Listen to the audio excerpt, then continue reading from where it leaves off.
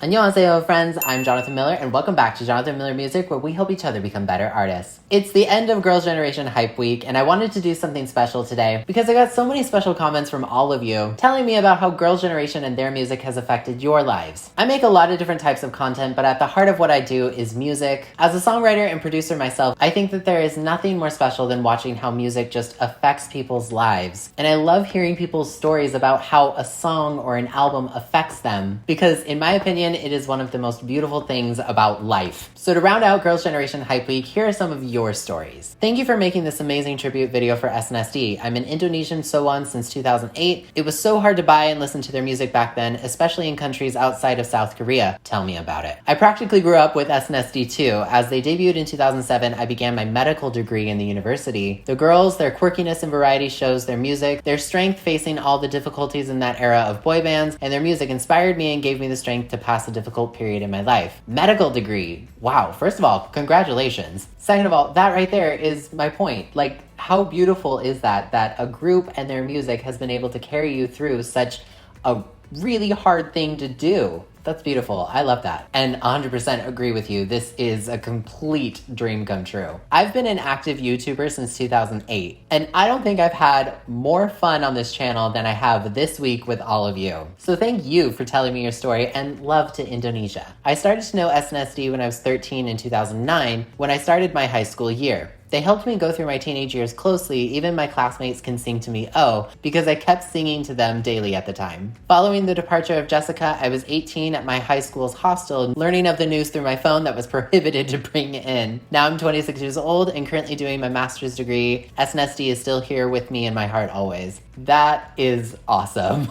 I now have this amazing picture in my head of you singing "Oh" all the time. That's really amazing though that they've been with you that long. And also, congratulations on that master's degree. I came to Korea to study, and I'm still living here because of Girls' Generation. I'm not as much of a fan as I was before, but my life would be totally different if I never encountered their music here on YouTube. And that right there is a prime example of what music can do. It can completely change the trajectory of your life. Girls' Generation did the same thing for me. When SNSD came into my life, I was traveling back and forth between my home in Oregon and LA, working on music and trying to grow my audience online, which was completely unheard of back then. And when my brother showed me Girls' Generation's music, I was just completely blown away. And they unlocked so many dreams within me too. So it's really cool to see how you went to Korea because of them and you're still there. That's really just something special. Awesome video. I got into SNSD around 2010, 2011 when they promoted The Boys. Iconic. I fell out of K-pop a few years before that when a lot of Gen 1 groups started disbanding. SES, God, Finkel, 1TYM, Shinhwa. Tiffany breaks out her Cali accent and I instantly became hooked. Say what you want about their idol training system, but how SM constructed the group and prepped these girls for what was to come became the blueprint for every idol group since then, male or female. Plan to go overseas? Better have members that speak other languages as well. Tiffany, Jessica, Sooyoung, and Yuna. Can you sing? Taeyeon, Seohyun, Jessica, Tiffany. Can you dance? Hyoyeon, Sooyoung, Yuri, Yuna. Are they marketable? Find me a visual hole. No, but truth. But again, that's really cool that this one group was able to pull you back into K-pop. That's amazing. But I do think it is true, the way SM put this group together really set a strong precedent for other groups to follow. You know, BoA was really the first K-pop act to break through in Japan. Say what you want about SM, but sometimes he really does know what he's doing. Opo, tama kapo. I am not fluent in Tagalog, but I think that means basically you're right, which, thank you. I'm from the Philippines, and I'm a Sowon since 2009. If I didn't watch these 9 girls on YouTube, I wouldn't know what K-pop, Korean idols are. That's why I'm happy these legends made their promise come true, and this promise never broke my heart. First of all, that's very sweet. Did you find Girls' Generation because of G, or was it Genie? Because 2009 would be like Genie era. But either way, love to the Philippines. As a European, I discovered SNSD in 2010 and fell in love with them immediately. I directly became a Sowon, years passed, and they slowly disappeared and I became a once, but always had hope that SNSD would come back in one way or another. I cried when I heard they were doing a comeback and cried when seeing their music video yesterday. So much love for them. They mean so much to me. They pulled me through my darkest days forever. Sowon. Sorry for the bad English. First of all, on my channel, never apologize for bad or poor English. I am almost always going to be able to understand you, and I'm not going to make fun of you for not speaking English fluently. So no matter where you are in the world, You do not have to feel bad about that. And if it's more comfortable, write to me in your native language. I can find ways to figure out what you're saying. So don't ever feel bad about that. But I know what you mean about crying when seeing their music video. I definitely cried. Check out my reaction and you'll see. Also, Twice is a great group. I totally understand why you fell in love with them. It took me a little while to embrace a lot of newer K-pop groups, but I will personally admit that that was a big reflection on me just not wanting to grow up. Now I really do kind of love everybody. If you've seen my K-pop opinion series, you'll know, I really kind of like everybody. Just like you, I've been a So-on for well over a decade, and this music video was truly everything and more. Getting into K-pop when second gen was breaking barriers and paving the way for future groups was a breath of fresh air from the music playing on the radio. I treasure my fangirling tween teen years on reblogging crisp GIFs on Tumblr and finding community in Soshified. I'm so happy seeing baby So-on's experience of Soshi come back. Me too. I think that's such a special thing. No one was really 100% sure that Girls' Generation was going to come back, but the fact that so many people have found them within the last 5 years and now get to have a full comeback with them, that's so special. That's so cool. Happy 15th anniversary to all So-ons and Girls' Generations themselves. I'm here after watching your previous video devoted to SNSD and now this. I should say I'm touched by your emotional reaction to Forever One. It was very emotional for me. I'm not gonna lie, it's still emotional for me a week later. Can I share my personal story with SNSD? You absolutely can, and any group that I cover in future videos or in past videos, doesn't matter. If you feel comfortable, you're always welcome to share your story, how a piece of music affected you. Actually, their album Oh was the first album I held in my own hands. Back then in 2011, I was introduced to Hallyu and became a huge K-drama fan. I'd won the album on a quiz game, but I wasn't into K-pop, so I gave it to my daughter, but she cut out the girls just to play with them like paper dolls. That's funny. Oh my god, just recently found out that the album was the first ever K-pop album produced with photo cards, but till the end of my life, I'll pretend I don't know this information. Otherwise, I'll be mad for a very long time. For those of you who don't know, O was the first official K-pop album to have photo cards, other than a specific one of TVXQ in Japan. And the whole photo card craze ignited with that record because fans wanted all 9. And your daughter cut them out. That's so funny.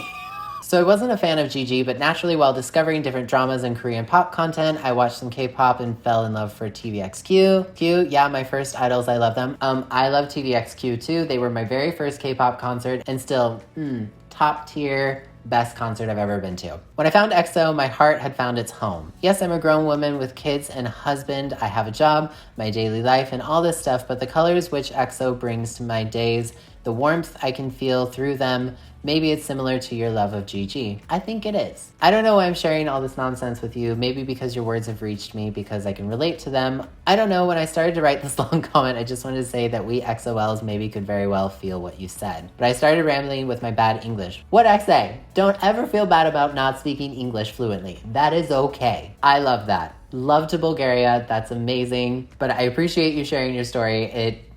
It made me laugh, and love to Bulgaria as well. And I'm glad my words were able to touch you in such a positive way. I've been listening to SNSD since 2011, since a friend showed me the game Girls' Generation Shake on her iPod Touch. Oh my god, Girls' Generation Shake. That sent me back. And I've been a fan since the boys era. My bias was always Jessica, and when 2014 happened, I couldn't find a reason to keep listening to GG like I used to. Their releases after that event were fine, but something always felt missing to me because Jessica wasn't there. I just figured I'd move on from them for good. But now it's 2022 and it really hits different. I don't know if it's because of the pandemic or just the simple fact that I've gotten older. I started listening to them when I was 12 and I'm 23 now. But I've just been feeling so much nostalgia from all the things that made me happy when I was younger. I've been finding myself listening to so many of their old songs and remembering the lyrics to ones I thought I'd forgotten. I look back on old music videos and old variety shows and it brings me so many memories of being in my early late teens and all the hardships I went through during that time. Watching this music video, listening to this song to the album has truly made me realize how big of an impact SNSD made in my life. I admit that I was bitter before because of the Jessica situation, but I've learned to move on and appreciate them all individually and as an 8-member group. Never thought I'd cry for any artist, but here I am, emotional AF. Happy 15th anniversary. I really love your comment for a lot of reasons. Number one, that's kind of how I felt with Jessica. When Jessica left, I was really sad because I loved her. She was so funny, and a lot of the times she was just a total mood. And when Catch Me If You Can came out and then Party, I admit the dynamic was a little bit different, but very quickly I realized that I think support for both parties can exist, especially now that so many years have passed. You know, Jessica really wants to just be her own person and do her own thing, and Girls' Generation has moved on as a group. The heart of Girls' Generation is, you know, girl power, and even if these two parties can't exist as one group, I think it is possible to wish both of them well. You know, Jessica is gonna debut with a new Chinese group, and that's so exciting, and it's been beautiful to see her on stage again because really, she is so good. And Girls' Generation coming back has really restored a part of my soul that I thought was long gone, if I'm being quite honest. As cheesy as that may sound,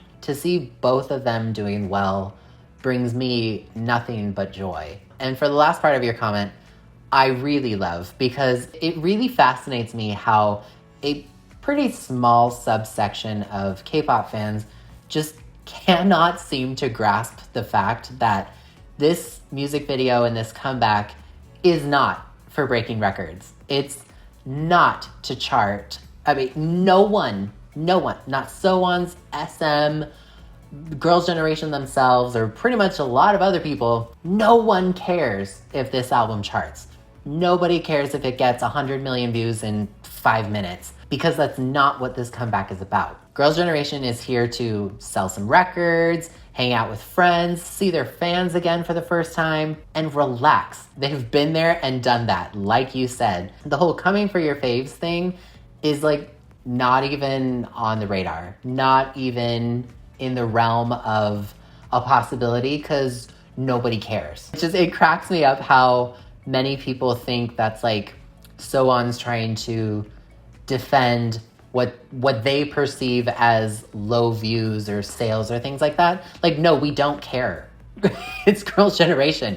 Them coming back at all is just a testament to what is possible in K-pop. So as a YouTuber myself, when you see things online that say, I don't know, if we're talking about Girls' Generation, so if you see things like Girls' Generation needs to give up, or why is Girls' Generation coming back after 30 years old, or, you know, they need to retire, or whatever it is people are saying, remember that people will do that just to get a reaction out of you, because it feeds the algorithm. Giving them dislikes, giving them hate comments, all it does is give them the attention they want. That's it.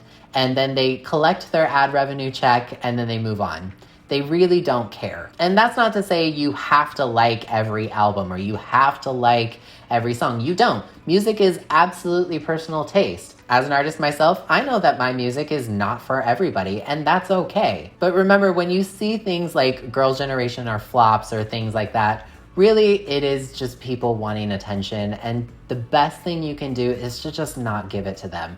Don't retweet them, don't give them the dislike, don't do anything like that. Just literally ignore them. Because like I said, as a YouTuber, people are gonna title their videos things that are gonna make you click. And if they say everything that is so textbook, wanting to incite a fan war, just don't interact with it. People definitely do not have to like the music. But to be quite honest, if you're a person who really doesn't get why this comeback is significant at all in K-pop, I kind of feel bad for you. Because like this and GOT7's recent comeback really opened the door for groups to succeed and grow beyond their agency. They open the door for what's possible in K-pop. So like I said, you do not have to like Girls' Generation or like their music or really like the song, whatever. But if you can't see how significant this comeback is, that's sad for you. Also, why you gotta reduce the concept of success to a number? And the last comment I want to share with you today is, amazing video. Your deep dives, especially the K-pop ones, are always fun to watch and are entertaining. You definitely bring a side that other YouTubers don't talk about or know about, the actual production and entertainment side of things,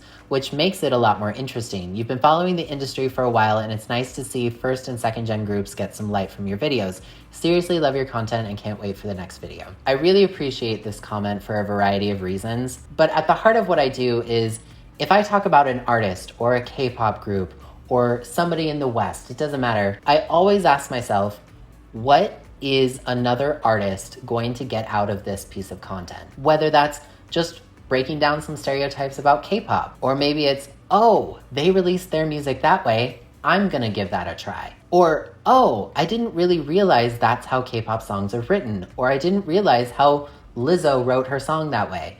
Something like that. K-pop, because it affected my life so drastically, I have a lot of respect for the industry. I can acknowledge its problems, but I also understand that they're real people who are chasing their dreams, which is not any different from people doing it in the rest of the world. Even if it's time when I'm sharing my own music and I'm promoting my own stuff, I'm always thinking about, what is somebody who hears my song going to get from it? How is it going to affect their lives? And then I'm always surprised how a song may touch somebody else's life, which is why I wanted to do this video. So thank you for this comment. I really appreciated it. I think that's gonna be it for today. I just wanna say a massive thank you to all of you for making this, like I said earlier, one of the funnest weeks I've had on this channel ever. I've been on this journey a really long time, and Girls' Generation has been there for so many dark moments for me, that being together with everybody and hearing your stories has been such a special thing. I encourage you in the comment section of this video to continue sharing your stories about SNSD. I really want to hear and read them. I really did not expect Girls' Generation Hype Week to do this well, but I really appreciate all of you making this such a fun week. And you're gonna want to hit that subscribe button, because I've already got the next Hype Week planned out. And we might have to do another video like this in the future. So thank you again for everything. There's a playlist link with all of the Girls' Generation Hype Week videos right there in the description of this video.